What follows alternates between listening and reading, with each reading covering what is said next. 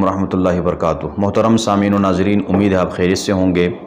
درس قرآن اور خلاصہ قرآن کا آج 25واں سیشن ہے۔ انشاءاللہ 25ویں پارے کا مکمل خلاصہ بیان کریں گے۔ 25ویں پارے کے شروع میں فرما رہے ہیں اللہ تعالیٰ الیہ یرد علم الساعہ وما تخرج من ثمرات من اکمامها وما تحمل من انثى ولا تضع الا بعلمہ۔ علم غیب اللہ تعالیٰ کی خاصیت ہے، اس کو بیان کیا جا رہا ہے۔ یعنی مشرکین نبی علیہ السلام کو تنگ کرنے کے لیے اس بات کا سوال کرتے تھے کہ قیامت کب آئے گی، کیونکہ قیامت کا علم تو اللہ کے پاس تھا، اسی لیے بار بار پوچھتے تھے تاکہ نبی علیہ السلام جواب نہ دیں گے تو ہمیں ان کو تنگ کرنے میں مزہ آئے گا۔ تو یہاں پر اللہ نے بتا دیا کہ قیامت کا آنا اور اسی طرح پھلوں کا شگوفوں سے نکلنا اور حمل کا ٹھہرنا اور پھر وضع حمل کا ہونا، یہ ساری چیزیں اللہ کے علم میں ہوتی ہے، یہ اللہ کے شایان شان ہے۔ یعنی یہ چیزوں کا علم اللہ کے پاس ہوتا ہے تو نبی علیہ السلام کوئی رب تو نہیں ہے، خدا تو نہیں ہے، وہ تو ایک انسان ہے، وحی کی جاتی ہے، رسول ہیں اللہ کے، تو لہٰذا اس طرح کے سوالات نبی علیہ السلام سے نہ کیے جائیں۔ یہ بتا دیا کہ علم غیب اللہ تعالیٰ کی خاصیت ہے۔ آگے وَإِذَا أَنْعَمْنَا عَلَى الْإِنسَانِ أَعْرَضَ وَنَأَىٰ بِجَانِبِهِ وَإِذَا مَسَّهُ الشَّرُّ فَذُو دُعَاءٍ عَرِيضٍ کے اندر انسان کی خاصیت بیان کی کہ انسان جو ہے وہ جب ان پر کوئی اچھے حالات آتے ہیں تو انسان کیا کرتا ہے، تکبر میں مبتلا ہو جاتا ہے، اکڑ میں مبتلا ہوتا ہے اور اللہ تعالیٰ کو بھول جاتا ہے۔ لیکن جب برے حالات آ جاتے ہیں وَإِذَا مَسَّهُ الشَّرُّ فَذُو دُعَاءٍ عَرِيضٍ تو گڑ گڑا کر دعائیں مانگ رہے اللہ تعالیٰ سے، لیکن ایسا نہیں ہونا چاہیے۔ بتایا گیا کہ حالات جیسے بھی ہوں اللہ تعالیٰ کی طرف رجوع کرتے رہنا چاہیے، اچھے ہوں تو شکر کرنا چاہیے، برے ہوں تو اللہ سے صبر کر کے اللہ سے دعا کرنا چاہیے، کیونکہ ہر حالت کا مالک اللہ تعالیٰ ہے۔ آگے اللہ تعالیٰ فرما رہے ہیں سنریہم آیاتنا فی الآفاق وفی انفسہم حتی یتبین لہم انہ الحق اولم یکفی بربک انہ علی کل شیء شہید۔ یہ دلائل توحید کو بیان کیا جا رہا ہے۔ سورہ شورى اس صورت کے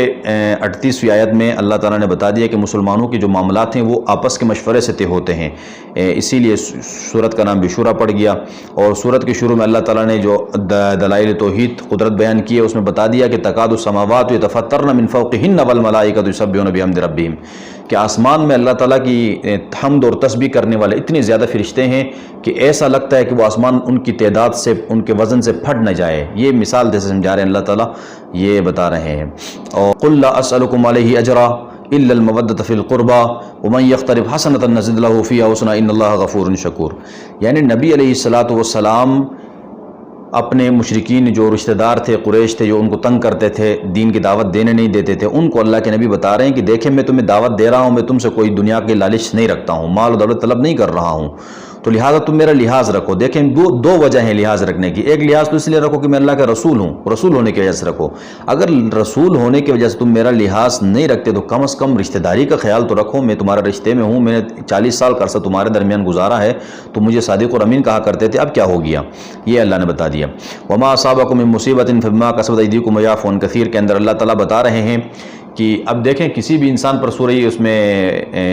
لقمان روم کے اندر بتا دیا کہ ظہر الفساد فی البر والبحر بما کسبت ایدی الناس، کہ خشکی اور تری میں جو فساد ہوتا ہے وہ آپ کے اعمال کا نتیجہ ہے۔ تو اب ہر انسان یہ اعتراض کر سکتا ہے، سوچ سکتا ہے کہ یار یہ جو اعمال ہم کرتے ہیں اس وجہ سے ہم پر یہ مصیبتیں، تکلیفیں آتی ہیں، آزمائشیں آتی ہیں۔ تو سوال یہ ہے کہ یہ جو انبیاء ہیں، اولیاء ہیں یا نابالغ بچے ہیں، ان پر جو آزمائشیں آتی ہیں، تکلیفیں ان کے گناہوں کی وجہ سے آتی ہیں، حالانکہ تو معصوم ہوتے ہیں۔ اس کا یہاں پر جواب دیا کہ وما اصابکم من مصیبۃ فبما کسبت ایدیکم ویعفو عن کثیر، اور آگے بھی بتا دیا کہ دیکھیں یہ جو اولیاء اور انبیاء اور بچوں پر جو آزمائشیں آتی ہیں گناہوں کی وجہ سے نہیں آتی ہے، بلکہ یہ ان کے درجات بلند کرنے کے لیے اللہ کی طرف سے آزمائشیں ہوتی ہے، گناہوں سے اس کا کوئی تعلق نہیں ہوتا ہے۔ آگے اللہ فرما رہے ہیں کہ وما عند اللہ خیر وابقى للذین آمنوا وعلی ربهم یتوکلون، کہ جو چیز اللہ تعالیٰ کے پاس ہے وہ پائیدار ہے، وہ ہمیشہ رہنے والی ہے، اور ان لوگوں کے لیے جو اللہ تعالیٰ پر بھروسہ کرتے ہیں اور گناہوں سے اپنے آپ کو بچاتے ہیں، اور غصہ جب آتا ہے تو معاف کرتے ہیں، اور اللہ کی بات کو قبول کرتے ہیں، نماز قائم کرتے ہیں، آپس کے معاملات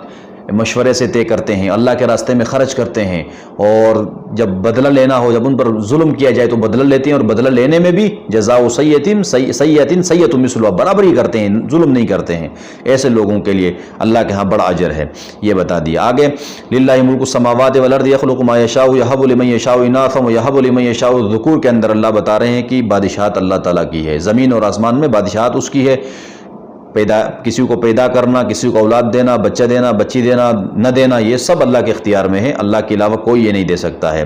وما کان لبشر ان یکلمہ اللہ الا وحیا، یہاں سے بتا رہے ہیں کہ مشرکین اللہ کے نبی کو یہ اعتراض کرتے تھے کہ ہم آپ پر ایمان کیسے لائیں، آپ اللہ سے بالمشافہ کلام نہیں کرتے جس طرح موسیٰ علیہ السلام نے کیا۔ تو ان کی اس عقیدے کی تردید اللہ نے بتا دی کہ موسیٰ علیہ السلام اللہ سے بالمشافہ کلام نہیں کرتے تھے بلکہ پردے میں کلام کرتے تھے۔ کسی انسان کی اندر یہ طاقت نہیں کہ اللہ تعالیٰ کو بالمشافہ دیکھ سکے۔ ہاں اللہ تعالیٰ کی انبیاء سے بات کرنے کی، وحی بھیجنے کے طریقے ہیں کہ ایک تو یہ ہے کہ اللہ نے بتا دیا کہ وَكَذَلِكَ أَوْحَيْنَا إِلَيْكَ رُوحًا مِّنْ أَمْرِنَا إِلَّا وَحْيًا وَمَا كَانَ لِبَشَرٍ أَن يُكَلِّمَهُ اللَّهُ إِلَّا وَحْيًا، ایک تو ہم وحی کر دیتے ہیں، الہام کر دیتے ہیں، دل میں بات ڈال دیتے ہیں، ایک طریقہ یہ ہے۔ دوسرا او من وراء حجاب، پردے کے پیچھے ہم بات کرتے جیسے موسیٰ علیہ السلام سے کرتے تھے۔ او یرسل رسولا، یا جبرائیل امین کو بھیجتے تھے، اس کے ذریعے سے ہم پیغام پہنچاتے تھے، یہ ہمارا طریقہ کار ہے۔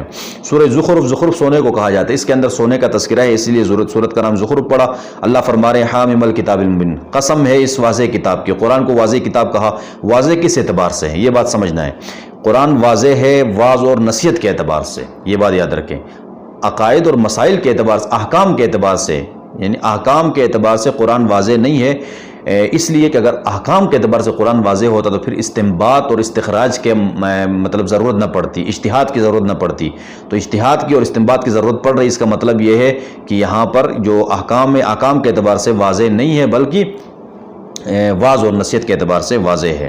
اور آگے اللہ تعالیٰ فرما رہے ہیں اتخذ مما یخلق بنات واصفاکم بالبنین، مشرکین کا یہ عقیدہ کہ فرشتے اللہ کی بیٹیاں ہیں، تردید کی اللہ نے۔ یہ جب ان کے بچے کی وَإِذَا بُشِّرَ أَحَدُهُم بِمَا ضَرَبَ لِلرَّحْمَنِ مَثَلًا ظَلَّ وَجْهُهُ مُسْوَدًّا وَهُوَ كَظِيمٌ، جب ان کے ہاں بیٹی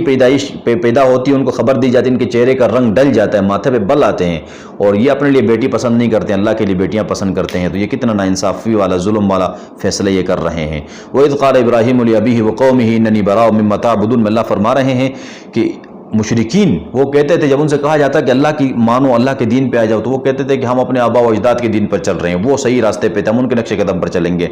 تو پہلی بات تو یہ بتا دی کہ دین میں آبا و اجداد کے راستے پہ چلنا ضروری نہیں ہے، اگر وہ غلط راستے پہ تو آپ بھی غلط راستے پہ چلیں گے کیا؟ اس لیے دیکھیں صحیح راستے کو چنیں۔ اور دوسرا یہ کہ اگر آپ اپنے آبا و اجداد کے راستے پہ چلنا چاہتے ہیں تو ابو الانبیاء ابراہیم علیہ السلام وہ تو توحید کی دعوت دیتے تھے، شرک سے بیزاری کا اعلان کر چکے ہیں، آپ ان کے راستے پہ کیوں نہیں چلتے ہیں، یہ بتا دیا۔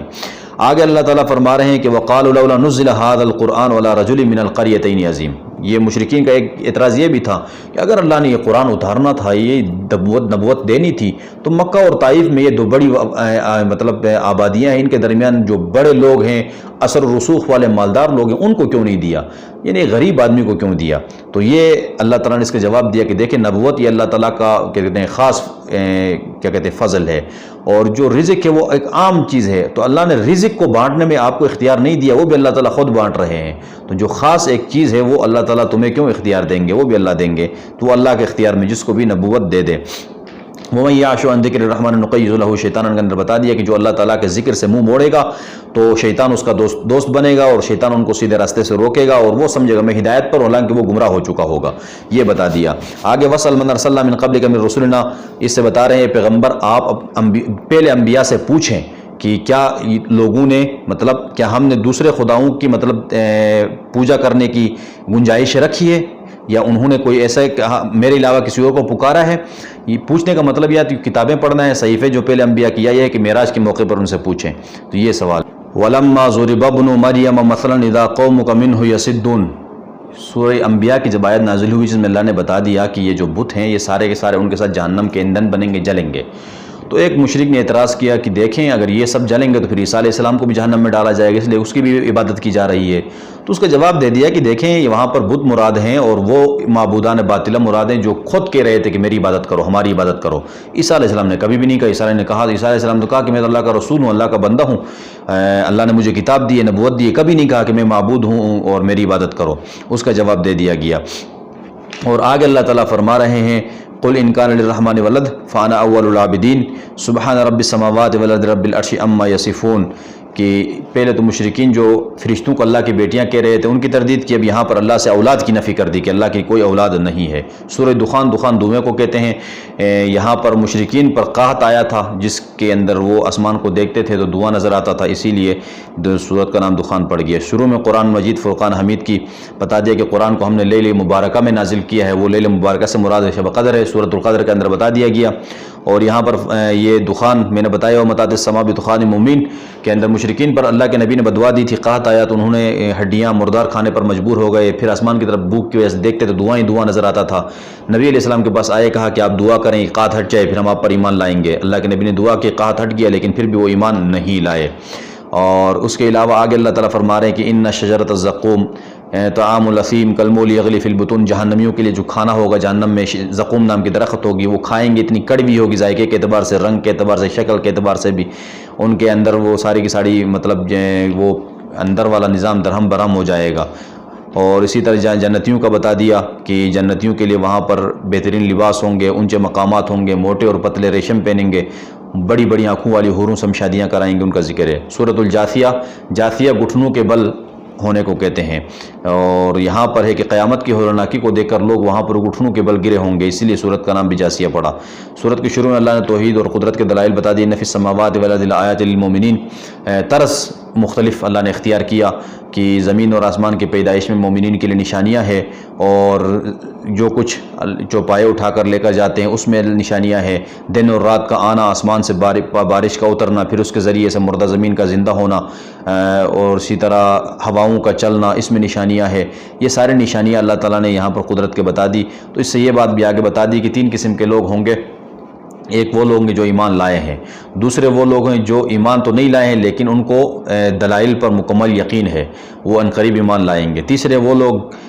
جو ایمان بھی نہیں لائے ہیں اور ابھی بھی دلائل پر ان کو یقین نہیں ہے، لیکن عنقریب عقل سلیم ان کے پاس ہے، وہ دلائل پر بھی یقین کریں گے، ایمان بھی لائیں گے، تو یہ لوگ سارے کے سارے کامیاب ہوں گے، اس کا ذکر ہے۔ ثم جعلناک علی شریعۃ من الامر فاتبعها ولا تتبع اهواء الذین لا يعلمون کے اندر بتا دیا کہ پہلی شریعتوں کے جو احکامات ہیں ان کی وہ ہماری شریعت میں کیا ہے، نبی علیہ السلام کو الگ شریعت دی گئی تھی۔ ہاں بعض مسائل ایسے ہیں، دیکھیں عقائد تو تمام انبیاء کے ایک ہیں، مسائل مختلف ہو سکتے ہیں، اور وہ مسائل جو پہلے انبیاء کے منسوخ نہیں ہوئے اس شریعت میں وہ بھی چلیں گے، لیکن جو منسوخ ہو چکے ہیں وہ اس امت کے مسائل نہیں ہے، اس کا ذکر کیا۔ آگے وَلِلَّهِ مُلْكُ السَّمَاوَاتِ وَالْأَرْضِ وَيَوْمَ تَقُومُ السَّاعَةُ يَوْمَئِذٍ يَخْسَرُ الْمُبْطِلُونَ وَتَرَى كُلَّ أُمَّةٍ جَاثِيَةً، بتا دیا کہ قیامت کی ہولناکی کو دیکھ کر سارے کے سارے لوگ گھٹنوں کے بل گرے ہوں گے، یہاں تک کہ کچھ صلحاء اور انبیاء بھی ہوں گے۔ تو صلحاء اور انبیاء کا ہونا اتنی تھوڑے سے وقت کے لیے ہوگا، وہ نہ ہونے کے برابر ہے، یا یہ کہ ان کا گھٹنوں کے بل ہونا یہ اللہ کی عظمت کی وجہ سے ہوگا، خوف کی وجہ سے نہیں ہوگا، باقی لوگ خوف کی وجہ سے ہوں گے۔ تو یہ 25 پارے کا خلاصہ مکمل ہو گیا، انشاءاللہ 26 سیشن کے ساتھ 26ویں پارے کے ساتھ پھر حاضر ہوں گے، تب تک کے لیے مجھے اجازت دیں، اللہ حافظ۔